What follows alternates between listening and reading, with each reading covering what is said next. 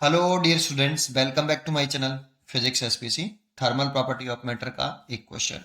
It is given that the specific heat of copper is 1/10 that of water in copper ball of 100 gram at 200 degree Celsius is put into 100 cc volume दे रखा है, water at 24 degree Celsius, assuming no heat loss to the surrounding, the final temperature the system. ठीक है, पहले तो data लिखते हैं, क्या डाटा दे रखा है, फिर करते हैं कैसे करते हैं। चलिए सोल्यूशन।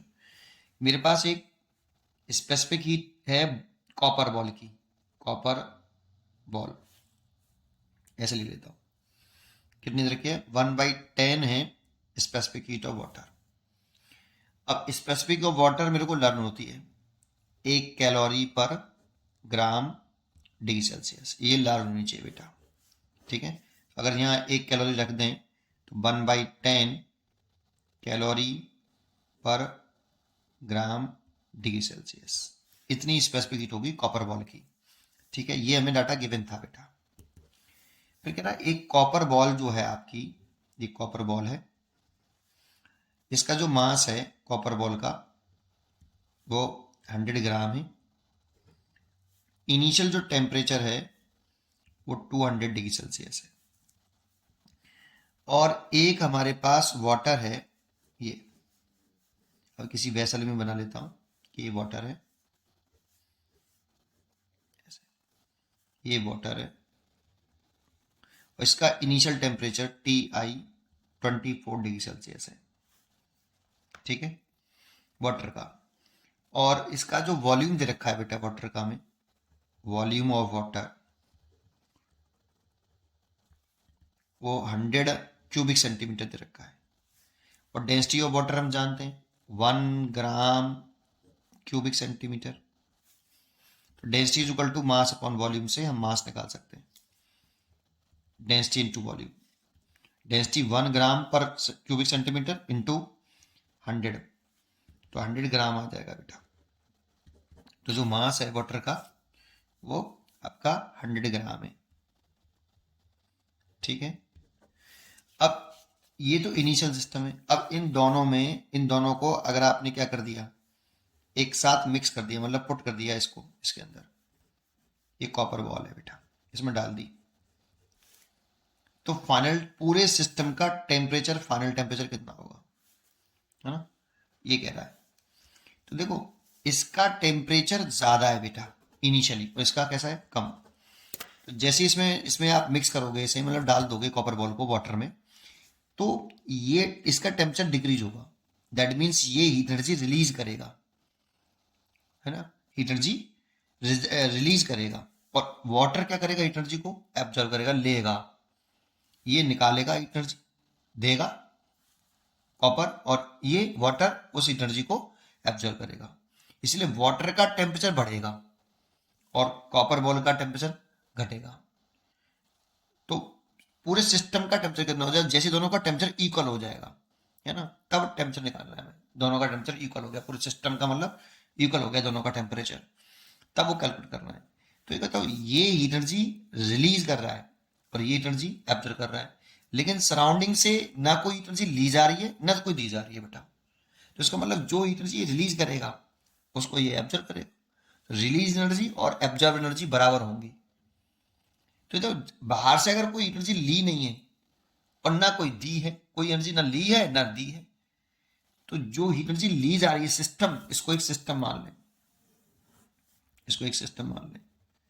तो सिस्टम के इनसाइड जो एनर्जी ना तो इसने गेन करी सिस्टम ने, ना लॉस करी, तो टोटल एनर्जी का सम कितना होना चाहिए, 0 होना चाहिए।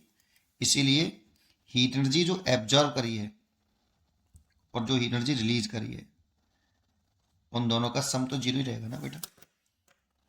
ना हीट एनर्जी ली सिस्टम ने बाहर से, ना दी, तो ना ली ना दी, तो टोटल एनर्जी का सम कितना होना चाहिए, 0। एनर्जी तो कंजर्व होनी चाहिए ना बेटा, तो 0। तो अब कैसे करें, हीट एनर्जी का फॉर्मूला होता है M into specific into delta T. Delta T जब भी लिखो आप, तो जब सम करके लिखते हैं, 0 करके नहीं, तो हमेशा फाइनल माइनस से नीचे लिखते हैं, है ना।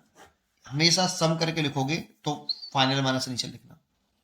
तो ये समझाता हूं। दो तरीके से करते हैं इसको, एक तो ये जीरो करके करते हैं और एक कहते हैं कि एनर्जी एब्जॉर्ब और एनर्जी रिलीज बराबर होंगे। जितनी एनर्जी वो लेगा, जितनी एनर्जी देगा, ली गई और दी गई एनर्जी बराबर होती है।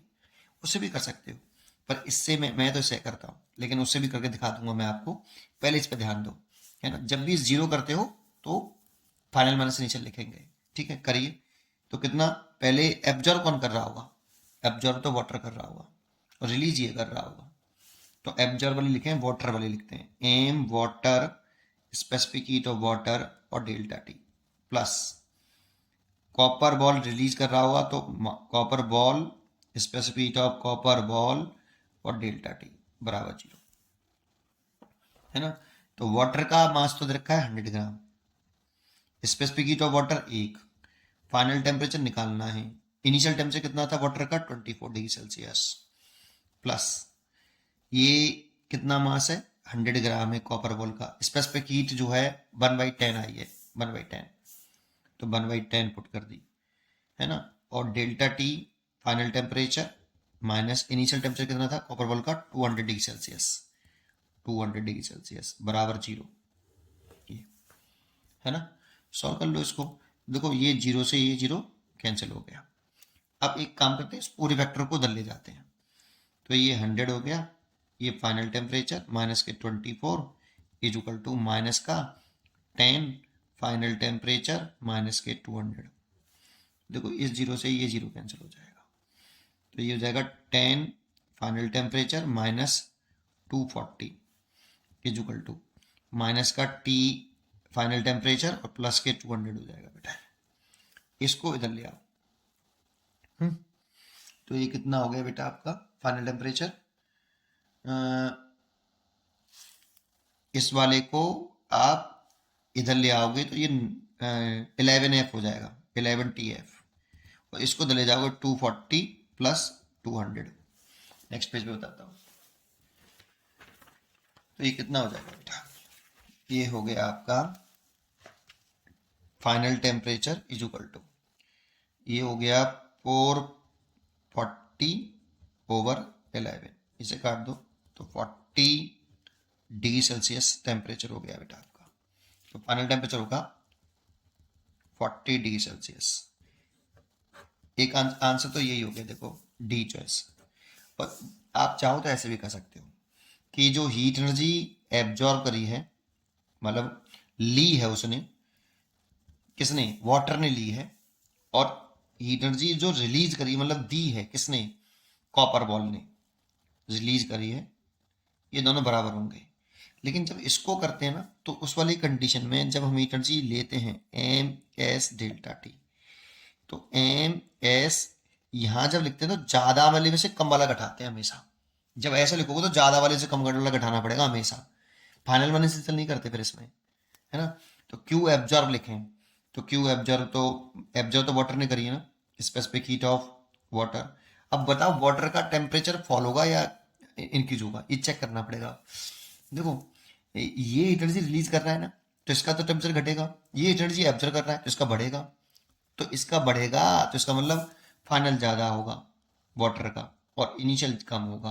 तो ज़्यादा वाले में से कम घटाओ, बराबर। रिलीज वाले केस में एम कॉपर बॉल और specific heat of copper ball. अब देखो इसका टेम्परेचर घटेगा बेटा, इसका टेम्परेचर घटेगा तो इनिशियल में से फाइनल घटाओ। यहाँ फाइनल में से इनिशियल नहीं कर सकते आप, जानते हो। इसमें मैंने जब कर दिया ना तो वो अपने आप देखो साइड में साइन आ गया कि नहीं, ये वाला। इसमें ये कंफ्यूजन नहीं होता है कि किस में से किसी को उठाओ, नहीं गड़बड़ हो जाता है। फाइनल माइनस इनिशियल करना है, इनिशियल माइनस फाइनल करना है, गड़बड़ हो जाता है बेटा। इसमें कंफ्यूजन नहीं है, इसमें फाइनल माइनस इनिशियल लिखेंगे स्ट्रिक्टली, है ना। इसमें चेक करना पड़ेगा। अब इसे सॉल्व कर लो, देखो सॉल्व करने पर सेम ही आएगा, देखते हैं। M water 100, specific heat of water 1, T final minus के 24 बराबर कॉपर का मास कितना था 100, specific heat 1/10, initial temperature 200 minus final temperature निकालना है। अब देखो इस 100 से 100 कैंसिल कर दो, है ना। 10 का मल्टीप्लाई कर लो इसमें, 10 TF हो जाएगा माइनस 240 बराबर 200 माइनस के TF। तो इसको इधर ले आओ तो 11 TF हो गया, और इसको इधर ले आओ 200 प्लस 240 हो गया। तो T F is equal to कितना 440/11, देखो वही आया 40 डिग्री सेल्सियस फाइनल टेम्परेचर। आप चाहो तो ऐसे कर लो और आप चाहो तो ऐसे कर लो। मेरे को ये इसीलिए पसंद है क्योंकि फाइनल मैंने से इनिशियल करना है, कोई झंझट ही नहीं है कि इसका टेम्परेचर बढ़ेगा किसका घटेगा, है ना, अपने आप निकल के आएगा। पढ़ते रहिए और खुश रहिए। Thank you.